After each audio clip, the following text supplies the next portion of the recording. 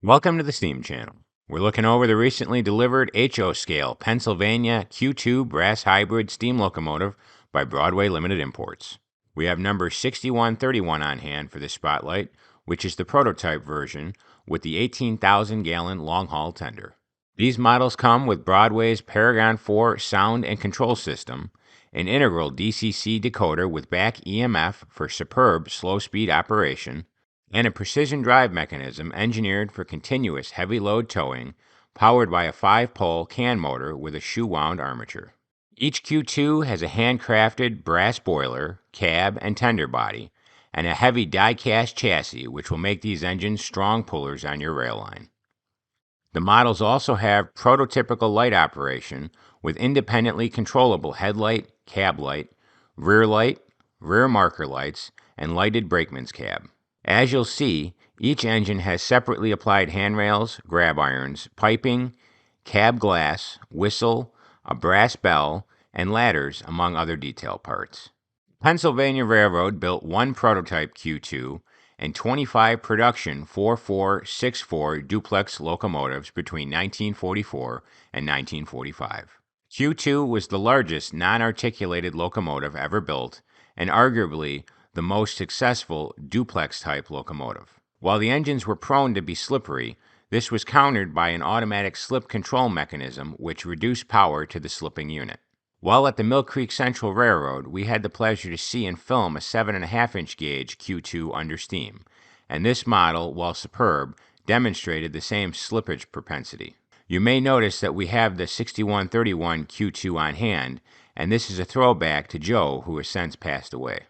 Like other steam locomotives, the Q2 quickly fell victim to dieselization as they had high operating and maintenance costs. All of the Q2s were taken out of service by 1951 and would meet the scrapper's torch. Unfortunately, none were preserved. Starting up at the pilot, you'll notice a detailed pilot and coupler pocket, coupler, grab iron, and cut lever detail, ladder detail, the number shield, bell, and headlight.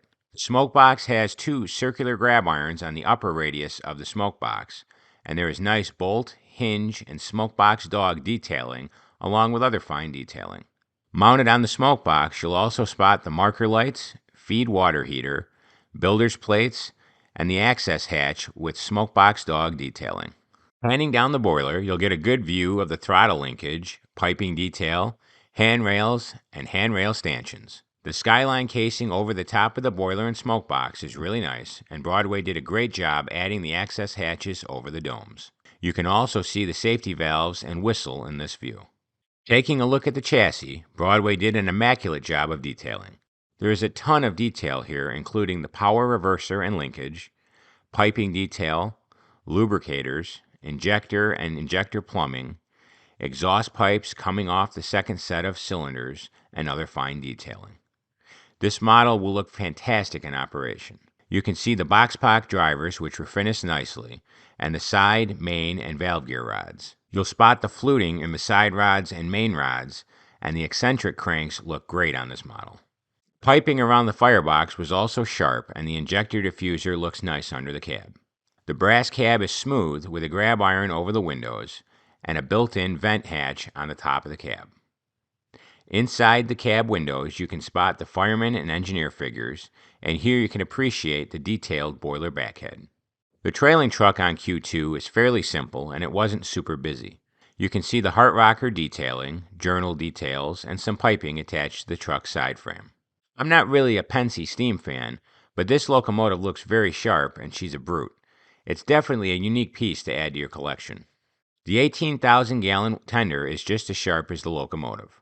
This tender had a large load of fine coal to feed this hungry workhorse, nice fill hatch detailing, a detailed and illuminated doghouse, handrail, ladder, and step detailing, and the paint set really nice on the tender. The rear of the tender has a nice detailed tender end sill, coupler cut lever, graphic detail, hoses, ladder, grab iron detail, marker lights, and the rear tender directional light. The 18,000-gallon tender body rides on a pair of 4-axle trucks, and there is very nice journal, pedestal binder, and brake rigging detail visible. Overall, this is one of those unique steam pieces that you'll want to add to your collection. Even if you don't model the steam era, it'll look gorgeous on a dead display track behind a railroad station or in the center of a city park. Let's get our Q2 over to the review module and test out her sound features.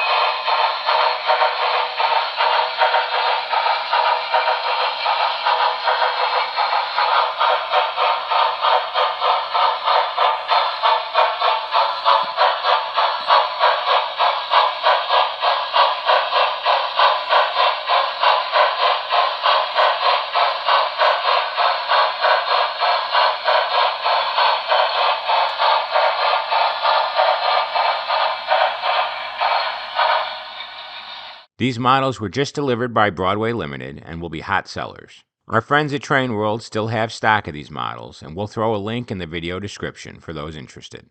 The sound-equipped models are selling for $764.99, while the Stealth models are running $679.99.